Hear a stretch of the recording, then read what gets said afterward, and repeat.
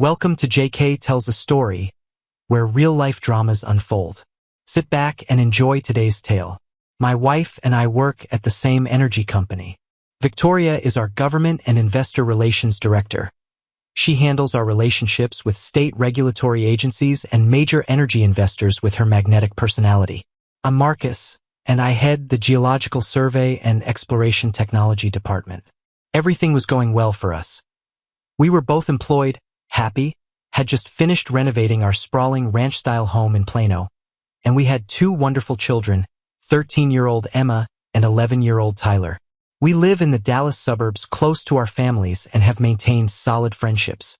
We're both in our mid-30s and complement each other well. In terms of looks, she's 5 feet 9 inches with long auburn hair and striking green eyes. Victoria claims her ancestry traces back to Ireland, and she certainly has that Celtic look. Slender, bright, and energetic. She never seems to stand still. I'm 5 feet 10 inches with sandy hair and prefer endurance sports like cycling and running, so I have a lean build and I'm physically fit, but not in an ostentatiously athletic way. I was surprised when I received an invitation to a long weekend at a private ranch estate owned by one of our company's major energy investors. Bradley Thompson, our CEO, explained that he and his wife Patricia were traveling along with several executives and their partners. Victoria was also invited as she was the investor's primary liaison for a potential new drilling project in West Texas. It sounded like I was there to assess geological data and provide technical insights, but hey, don't look a gift horse in the mouth. Bradley explained that the investor was extremely wealthy and could easily become our company's primary backer for the Permian Basin expansion. We would leave Friday afternoon and return Monday evening on a private jet, with everything provided for us. Victoria knew everything. When I mentioned it on the commute home, she had been coordinating regulatory approvals with the investor for several months and seemed very impressed, looking forward to the complimentary weekend. I asked her about the details, but she didn't seem to know much beyond the business aspects, so I asked about the investor himself.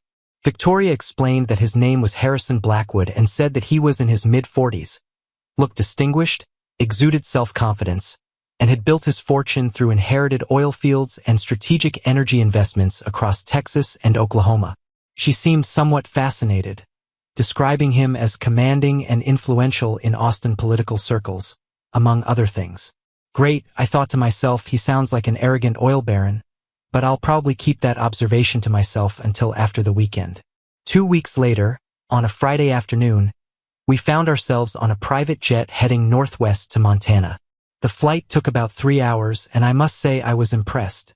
If the ranch estate was his, he must be absolutely loaded. I don't know exactly what I expected, but it seemed enormous, maybe 50,000 acres, judging by what we saw as we came in to land on a private airstrip.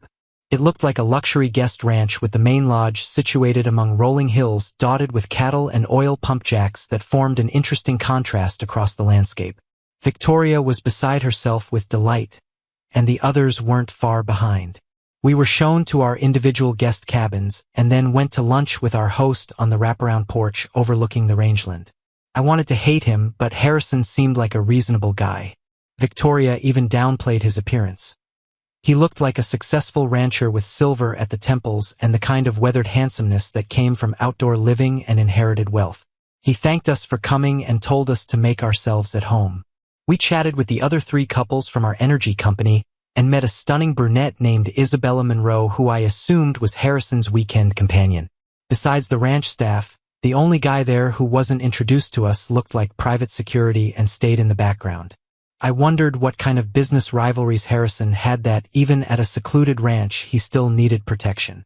Harrison greeted Victoria like a valued business partner, and they appeared very comfortable discussing regulatory strategies. She and the others seemed to hang on his every word about energy policy and market trends. I suppose this was natural since he was an unusually generous host and potentially their most valuable investor for the drilling expansion. We had a great afternoon touring the working ranch, horseback riding among the cattle, and generally relaxing in the Montana air. Premium bourbon and gourmet barbecue were constantly offered. Later, we enjoyed the evening cookout with all members of the group around a large fire pit. The atmosphere was friendly and relaxed as we chatted in small groups about everything from energy futures to ranch life. Isabella came up to us and introduced herself. She was charming and talked about growing up in prominent Houston oil families. I got the impression that she came from serious money but seemed genuinely nice. I wondered if she was involved in the energy business herself or perhaps didn't need to work. To my surprise, she was quite friendly with me, even in front of Victoria. I managed to keep things professional, simply chalking it up to Texas hospitality, the relaxed atmosphere, and an idyllic location. The perfect setting for a romantic evening. Victoria was particularly affectionate that night. She expressed her love for me repeatedly. It was the best evening in a long time. Maybe there's something to this ranch retreat idea after all. I was hoping for a repeat the next morning, but Victoria quickly showered and was ready for breakfast. I finally managed to get dressed and catch up with her while she was deep in conversation with Bradley and Harrison about drilling permits and environmental assessments. I wondered if it was all business, as both Bradley and Victoria looked slightly tense. Perhaps Harrison was leveraging the weekend to pressure them into unfavorable contract terms. As I approached, the conversation shifted to lighter topics, and after a hearty ranch breakfast, we and the others continued to enjoy another beautiful day by the ranch's swimming hole. On Saturday, we went to dinner in the main lodge's dining room, and I noticed that Victoria had dressed up more than usual. She looked stunning in a black cocktail dress and heels. After dinner, Harrison asked if we could spare him a few minutes for a private discussion. We agreed and followed him into his study, followed by his security man. Harrison sat down in a high-backed leather chair behind an imposing desk, and we sat in chairs opposite. I noticed that Victoria positioned herself slightly away from me. After a long pause, Harrison spoke. "I have a proposition for you, Marcus. It's of a personal nature." "Okay," I answered, trying to appear calm despite being completely confused. Harrison continued, "I've had the pleasure of working with Victoria and getting to know her better over the past few months, and it's been an absolute pleasure. We work together fantastically well and have built an excellent professional relationship." He paused, perhaps waiting for my reaction, but I had no idea where he was going with this, although the emphasis on relationship made me feel a little uneasy. He continued smoothly, "As a result, I have a proposition. I would like to spend the remainder of the weekend with Victoria in a more personal capacity. Of course, I will be happy to compensate you for this arrangement, and to facilitate this, I intend to transfer $100,000 into your joint account." I laughed. It had to be a joke, and I couldn't resist making one myself. "Well, Harrison, it looks like you're being a little cheap. Didn't Robert Redford offer more than $1 million for Demi Moore?" Nobody laughed. Harrison continued, "As in any negotiation, I'm willing to discuss terms to reach an agreement. Besides, Isabella will be available for your company, and I would be pleased if you would agree to spend time with her." I turned to Victoria, expecting her to be as shocked as I was, but she just looked worried. "This is not a joke, Marcus," she said. "Harrison made this proposal to me, and I think that we should seriously consider this offer." I wanted to hit him, but when I looked back, his security man had moved closer. I was surprised how quickly he had repositioned himself.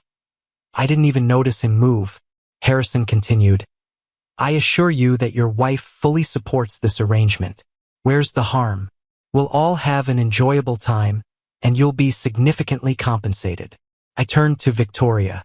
Maybe the difference in price is explained by the fact that Demi Moore didn't want to do it for any amount. Victoria flinched at this remark, but she was smart enough not to respond.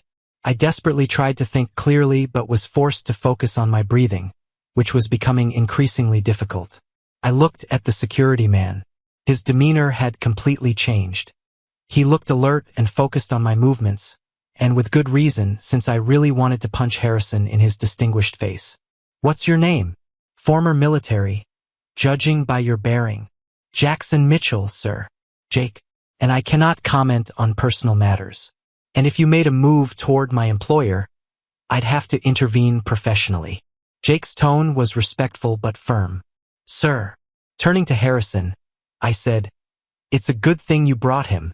Otherwise, I would have beaten the hell out of you." Harrison didn't seem bothered at all. "Let's not be hasty, Marcus. A great deal depends on this weekend's outcome. Victoria spoke next. Marcus, think about it rationally. Just a couple of days, and the money will change our financial situation forever. Plus, this could secure the drilling contracts. I was devastated. She clearly had planned and wanted this. Tell me, dear wife, did the offer of money come after you two decided to do this? Having received no answer, I continued. I think Isabella was also arranged to sweeten the deal. Who is she? Exactly. To this, Harrison replied, Isabella is a personal friend from Houston society. In addition to her family's energy investments, she is a very sophisticated companion who only accepts arrangements that interest her personally. Rest assured, with her, you will have a memorable experience. I think that makes you both the same kind of people. Another wince from Victoria, but no defensive words. Well, Harrison, you can take your money and choke on it. It was at this moment that Victoria spoke and revealed her true position. This is my decision, and I want to pursue this opportunity. It's just a business arrangement with personal benefits, and we'll both be exploring new experiences. Harrison and I have excellent chemistry, but that's where it ends. That doesn't change our love for each other. I'm confident you and Isabella will enjoy each other's company as well. I was stunned by her words, which slowly sank in. The difference, my dear wife, is that I don't want anyone else. And this is much more than you're pretending. This is betrayal and conspiracy behind my back. I will never be able to trust you again, and if you're ready to do it once, then why not repeatedly? Victoria quickly replied, You're overreacting. I'm telling you about this openly, so it's not a conspiracy or secret, and I'm being completely honest. This will happen, and then I will return to being completely yours. If you love me, you will support me in this one thing. Think about what we can do with the financial benefits, opportunities for the kids, security for our future. Don't you dare use our children as justification. We don't need money, and don't think I'll welcome you back. Your honesty would only work if we had agreed on something together, and the only person you've made agreements with is this pompous fool. Money is just an excuse you want and plan to do this. I think the money and Isabella are just added because you knew I wouldn't agree. Well, you're right. Even with money, I still don't agree. Victoria continued, You're right. I do want to do this. I want to experience something different, something new, and I am attracted to Harrison. But this shouldn't damage us. I don't want to change our relationship, and you think this will improve it? Have you already made your choice? Even dressed up for the occasion? You won't like the consequences if you go through with this. What do you mean? I asked. Well, you won't emerge from this situation favorably if you fight this or pursue a divorce. You will lose everything, your home, children. Even your career will be in jeopardy with our company's dependencies. There's no need for this conflict, so just accept it. Everything will be much simpler. See you tomorrow, and remember, I love you and only you. I needed to leave. Breathing was becoming a real problem, and if I stayed, I would lose control.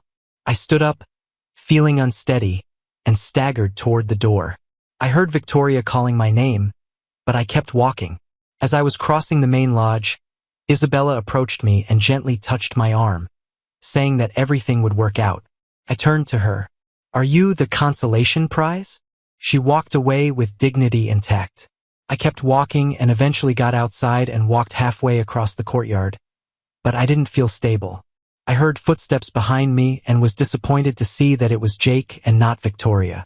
Listen, Jake, you need to give me space, I said.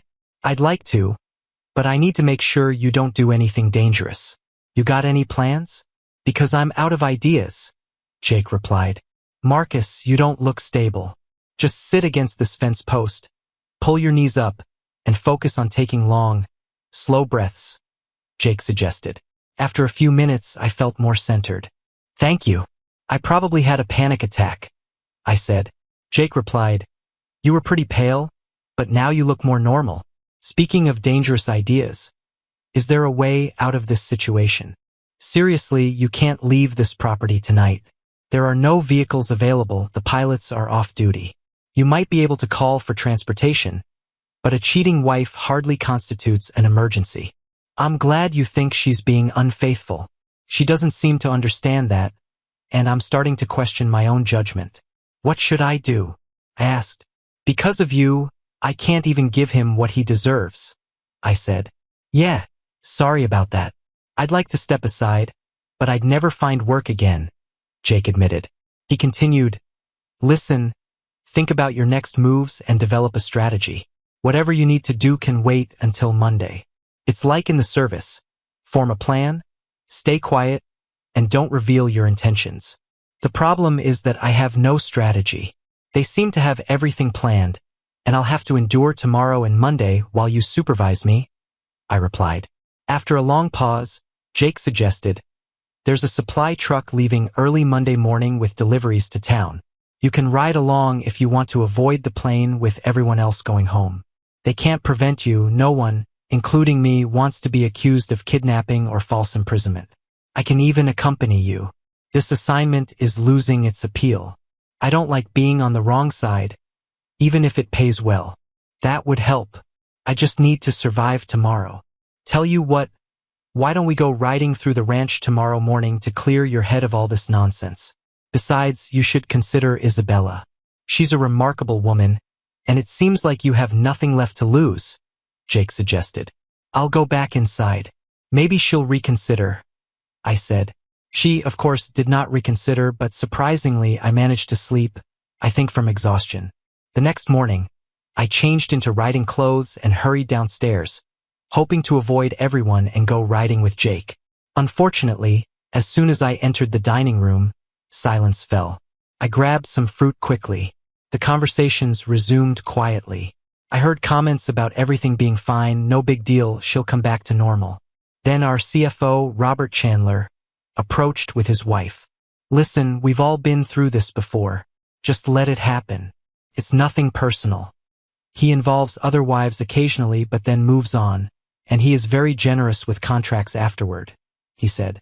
At that moment, Victoria and Harrison appeared. She looked absolutely radiant, glowing if I had to describe it, at least until she noticed me.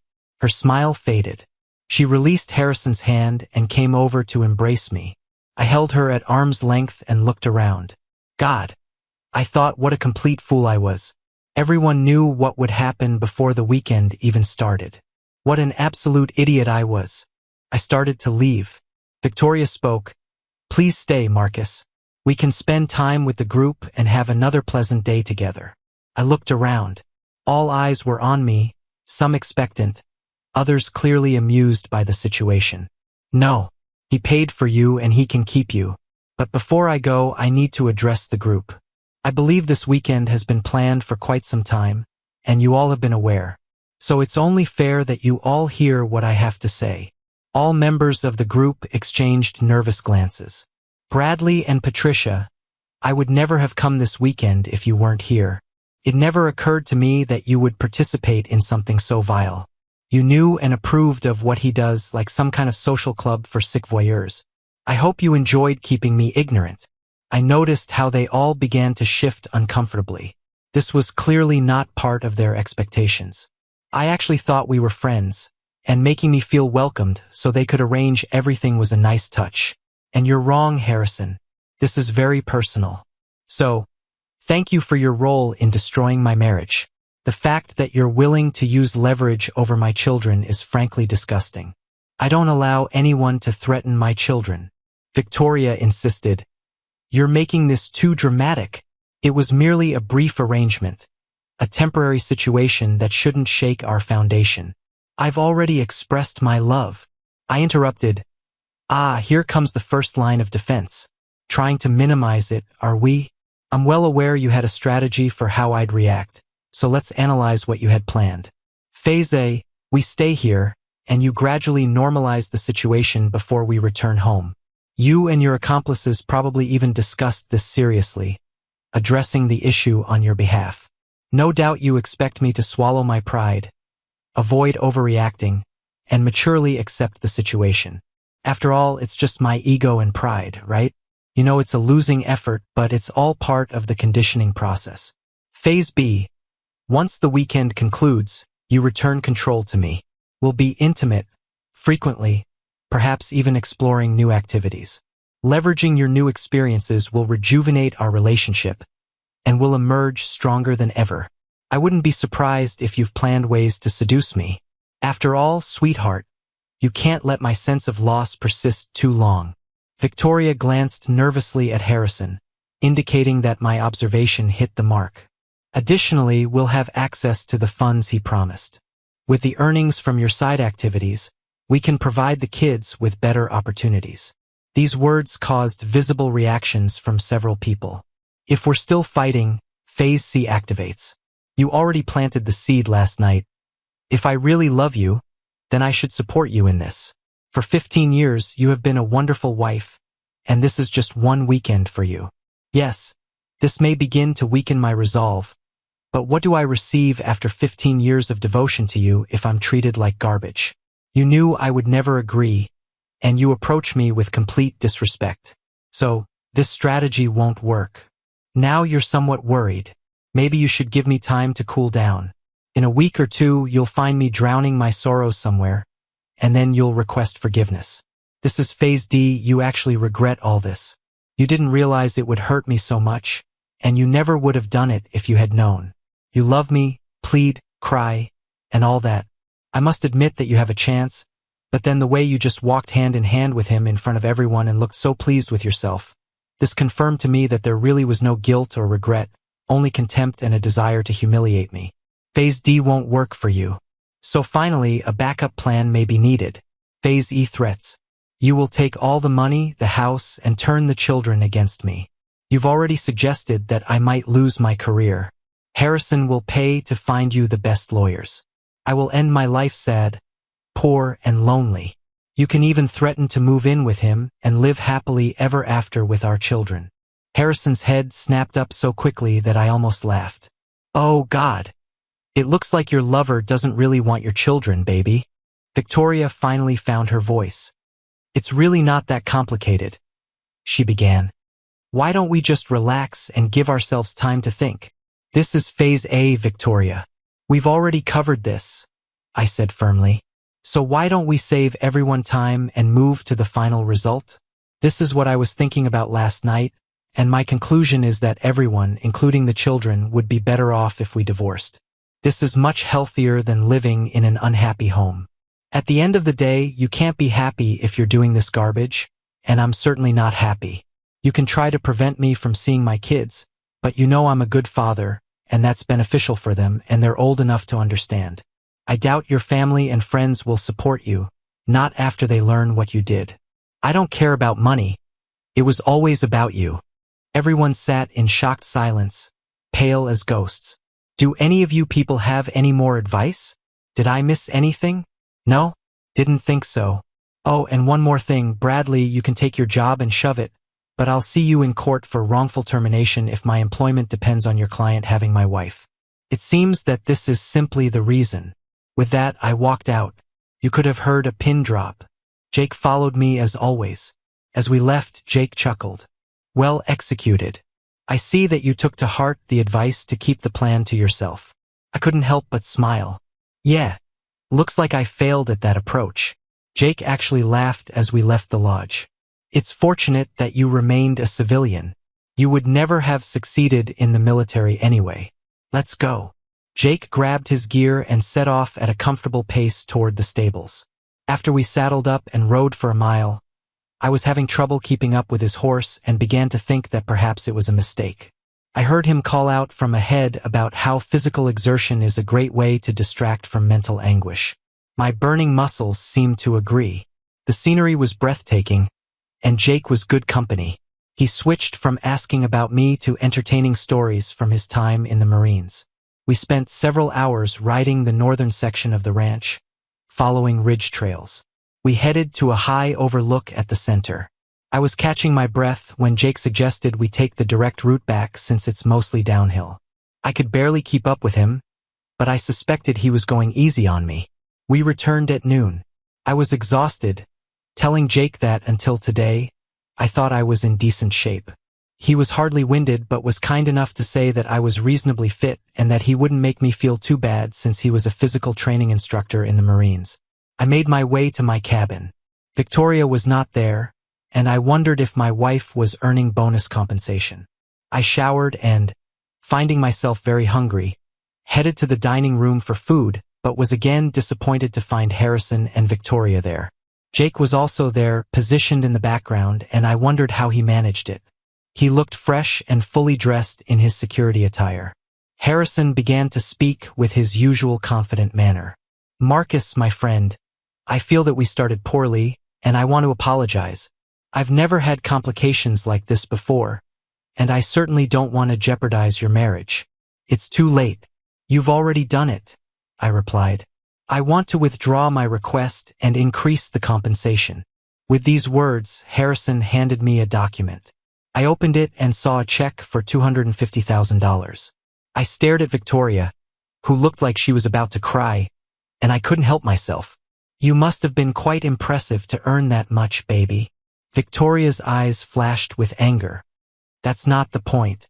We made a terrible mistake, and we're trying to correct it." Harrison was a complete gentleman and was genuinely concerned about your reaction. I laughed at this statement. "What is your definition of a complete gentleman? Did he say, 'Thank you,' when it was over?" "There's no need for sarcasm, Marcus. This is just a miscalculation on our part. We miscalculated your reaction to what was happening. It was a once-in-a-lifetime experience for both of us. You should be grateful to Victoria for making the sacrifice to offer you and your children a better future." "Just a miscalculation? I doubt it. I made it clear what I thought about your plan, but you both proceeded anyway. You could have stopped everything at any moment but decided to stop only after you had your enjoyment. Well, you miscalculated this little strategy too." With this, I tore up the check. "I just saved you from becoming something you're not. There's only the cheating part left, but I don't think I can fix that." This time, her tears started immediately. I turned to Harrison. "Why are you doing this? Control or the thrill of having someone else's wife? Either way, it makes you a very pathetic individual. How old are you? 48 years old, and you act like a child stealing toys just because you can. Don't you have anything more meaningful to focus on?" Harrison responded smoothly. "I operate a multinational energy corporation and contribute millions to charity. I have plenty to focus on. According to the research I conducted last night, you inherited this corporation from your family, and under your management, it's stagnating. When it comes to charities, attending galas, dinners, and fundraisers must be exhausting work. When was the last time you did something yourself? Got your hands dirty and actually helped another person? I doubt you have it in you. You're so self-absorbed and too busy playing games with people's lives. Judging by the way you planned this weekend for everyone to know, you must get satisfaction from humiliating others. Sorry, Victoria, but it wasn't just because he wanted you. He wants every executive spouse, so you're one of many. Why don't you, Harrison, try to grow up, have a genuine relationship with someone, put some of your wealth to good use, and stop being a complete jerk?" For the first time, I saw him struggle for words and look uncertain. I continued, "Jake, you better get this piece of trash out of my sight before I take my chances with you." I saw Jake suppress a small smile before saying to Harrison, "I think it's time for us to leave, sir, before your safety becomes a concern." After they left, I grabbed some food and went to the pool area, trying to avoid the others. Just when I thought I was alone by the water, I noticed Isabella relaxing on a lounge chair, reading. If she had been beautiful before, now when she smiled, she became truly radiant. I approached her. "Sorry about last night." Before I could continue, she replied, "There is no need for this. I was certain that you would accept the arrangement. If I had known, I would never have approached you. Your reaction is completely understandable, and your speech at breakfast was absolutely wonderful. I couldn't agree more." When you left, Victoria burst into tears, and I've never seen Harrison look so embarrassed. "I loved every minute." "Oh, I'm sorry. I shouldn't have said that, considering what you're dealing with." I answered, "Thank you. I'm even glad that something is starting to become clear. I'm already tired of being told that this is no big deal. You see, Harrison has no idea what to do with you. He had never been rejected before and was not accustomed to dealing with principals."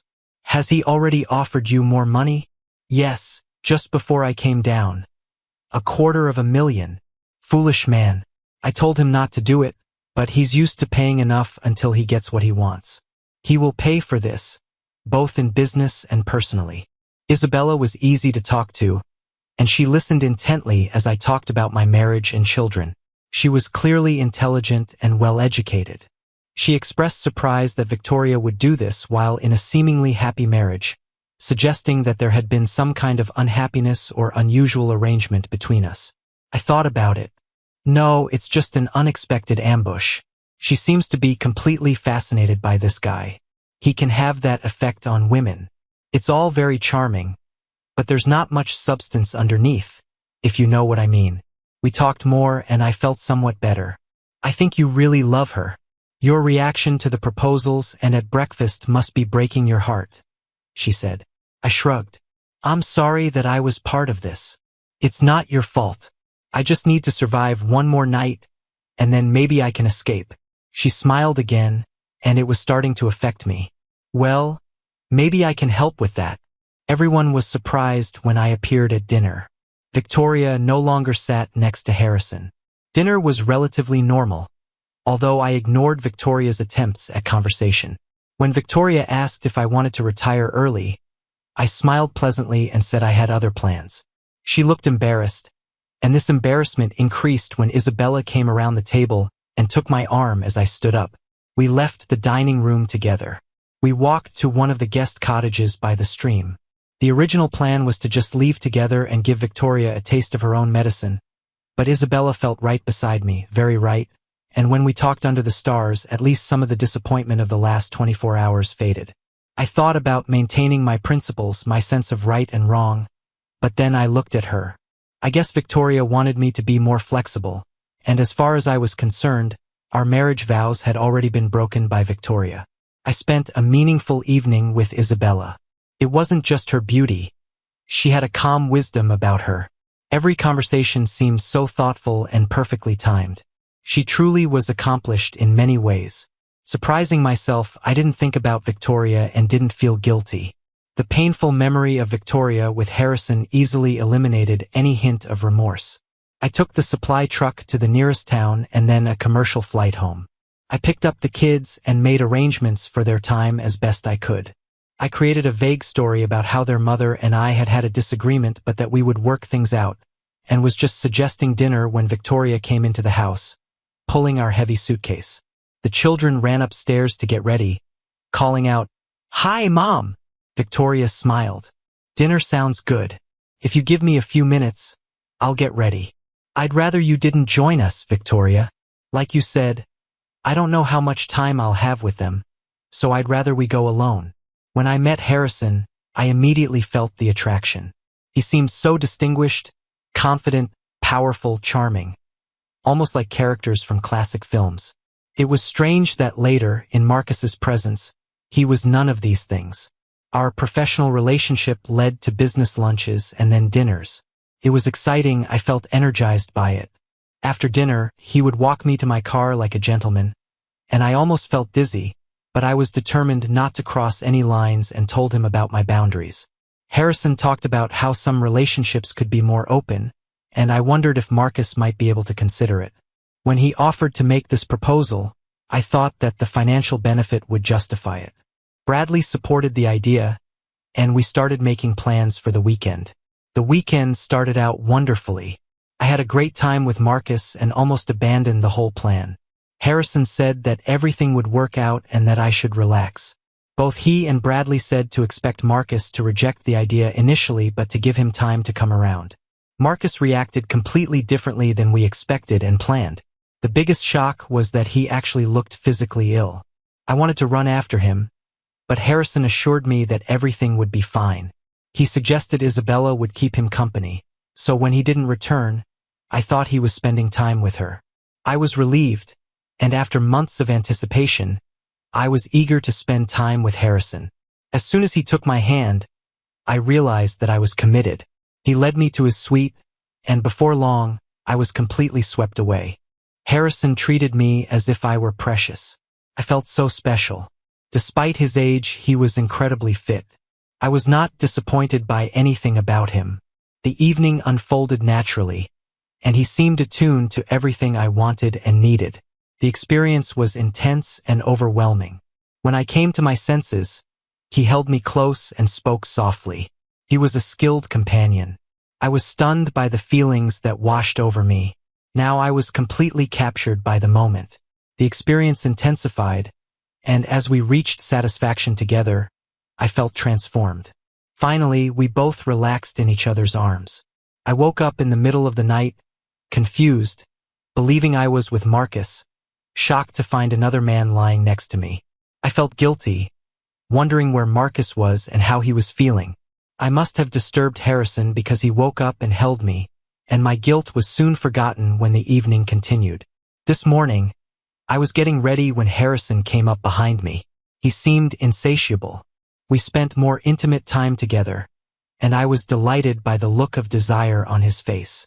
Once again, we were able to reach satisfaction together. It was everything I had hoped for, and I was thrilled. I thanked Harrison for a wonderful evening. It felt natural to hold his hand as we walked downstairs and into the dining room, and I looked forward to another evening. I turned to look at Marcus, and everything fell apart. I had to control my panic when Marcus exploded. Everything had gone wrong. It was clear that he had not spent time with Isabella. Even without this, I thought that he would be upset, but I did not expect such anger. What scared me most was his cold rage. Marcus was too logical in everything. He anticipated almost all of my carefully developed arguments. When I brought them up, supported by Harrison, they sounded much more convincing, but Marcus destroyed them all in 5 minutes, making them sound weak and pathetic even to me. I tried my best to maintain my position, but I realized that I was losing.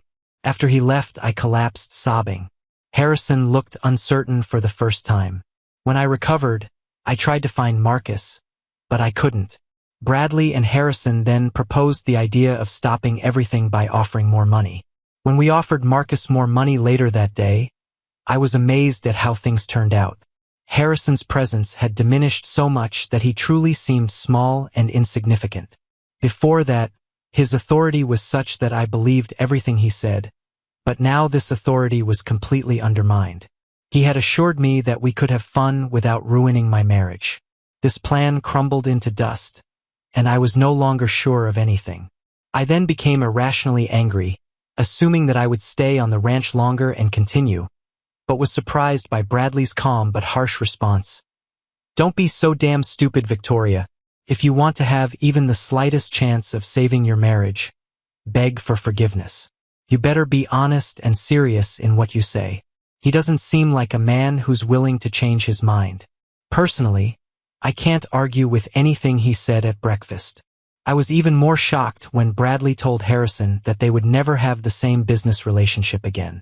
He continued by saying that Marcus was a decent guy and didn't deserve any of the garbage we caused, and Harrison should take his advice and think about growing up. I was amazed that Marcus was present at the evening dinner. I tried to talk to him, but he simply ignored me. When he left with Isabella, I was devastated. I was going to run after him, but what could I say? Because I basically told him to do it and spent most of the trip justifying it as meaningless. I felt angry and betrayed, and then I remembered that I had done this and more to Marcus. But what made it worse was that it was all pre-planned and so public. I think I deserved it. At least it might help us stay together if we both had similar experiences. The plane ride back without Marcus made me realize how much trouble my marriage was in because he had managed to find a way to leave the ranch before us. I never really talked to him properly after that incident. The realization of my actions began to become apparent, and waves of guilt washed over me. I reminded myself about the money. Who in their right mind would refuse such an amount? My constant tears turned into full-blown sobs that I could not control. Bradley and Patricia became increasingly concerned about my well-being. When I got home, Marcus was there, but he didn't want me to have dinner with him and the kids. I almost managed to hold out until they left, and then I burst into tears again. Exclusion from the meal seemed to me an ominous prelude to my future life. When I came to my senses, I desperately tried to think of what to say when Marcus returned. The problem was that everything sounded like what he had already predicted, and I was embarrassed to ask my mother or friends for advice. When we finally got home, the kids went straight to their bedrooms as usual, burying their heads in video games and phones. I stood and looked at Victoria in the kitchen. She seemed completely unfamiliar to me. She almost whispered, "Can we talk? I mean properly." I shrugged, thinking that we should figure this out eventually, so why drag it out? "I'm sorry, Marcus. I promise you that it was just one time, and I will be yours and as faithful as before the weekend. I did it for the financial security. Could be life-changing for us as a family. I did it for us. You did it for yourself. We were fine and money wasn't a problem. You couldn't wait to be with him. You must have enjoyed the fancy dinner and the experience. Overall, everyone had a good time. You were overreacting. It shouldn't mean anything. You really should skip phase A, Victoria. This nonsense, and you know it. This wasn't casual. It was a planned betrayal, arrogant, selfish. All those traits that I despise, and now I despise you for having them. So you did the same thing with Isabella? No, I didn't. I took revenge because nothing seems to reach you. You couldn't pull your head out of the clouds to see how it affected me. I would never have thought about this if I had a faithful wife. And I hope it hurts, really hurts, so you might have some idea of what I feel. Only I didn't plan this in advance and with the knowledge of everyone else, making myself look like a complete fool. Speaking of which, how long did your secret plan take? And was this your first time with him? Her eyes widened at this, but then she seemed to realize that this was a sincere and reasonable question. It was the first time. We had business dinners and I knew that he liked me. I think Bradley and Patricia were feeling me out, asking if I was interested. The four of us were having dinner, and for the first time in my marriage, I found myself attracted to another man. His confidence was intoxicating. I knew it was wrong, and I resisted with all my might and managed not to have an affair. Then Harrison suggested the idea of asking you about opening up our relationship and what you thought about exploring. We talked about this briefly one evening, but it was clear that you would not agree to this. Then he came up with the idea for this proposal, and I thought that the money would make it all worthwhile for you. We were nervous as the trip approached, and he suggested inviting Isabella to ensure that you would agree. I didn't like the idea, but by then, I just wanted it to happen. I thought that even if you didn't entirely approve of this, we would recover. Then you so effectively destroyed all these ideas at breakfast, and I began to realize the consequences of what I had done. Was it worth it? No, of course not. I was so carried away by him and listened to what he said. I never meant to hurt you. Oh, then straight to phase D? Unintentional pain? You were enjoying this. It was clear enough from the way you were glowing during breakfast. Now you're just telling me what I need to hear. Sorry, the honest answer is yes, I enjoyed it. He was skilled. It's not better or worse. It's just different. It was exciting, new, thrilling, and I was fascinated by it. He is very experienced and knows what he is doing. But this was the only time. Please don't abandon us and break up our family because of a one-time incident. I found myself smiling grimly. It's funny, but that's exactly how I would describe what you've already done. Destroyed our family because of a one-time act. It's all on you, not me. You're right. It's all my fault. I'm so sorry. I love you with all my heart. Well, not with all your heart. You gave part of it to him, and even if you claim that you didn't, your love still wasn't enough to keep you faithful. How can I trust you again? I was so trusting because it never occurred to me that you were capable of what you did. I think I don't really know you. I can hardly bring myself to look at you, let alone pretend this didn't happen.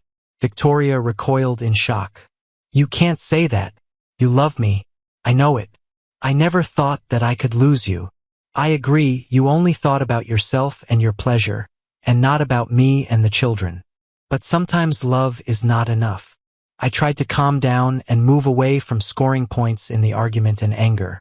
After a long pause, I continued, Listen, Victoria, even if we stay together and just forget about it as you suggest, we will never be the same.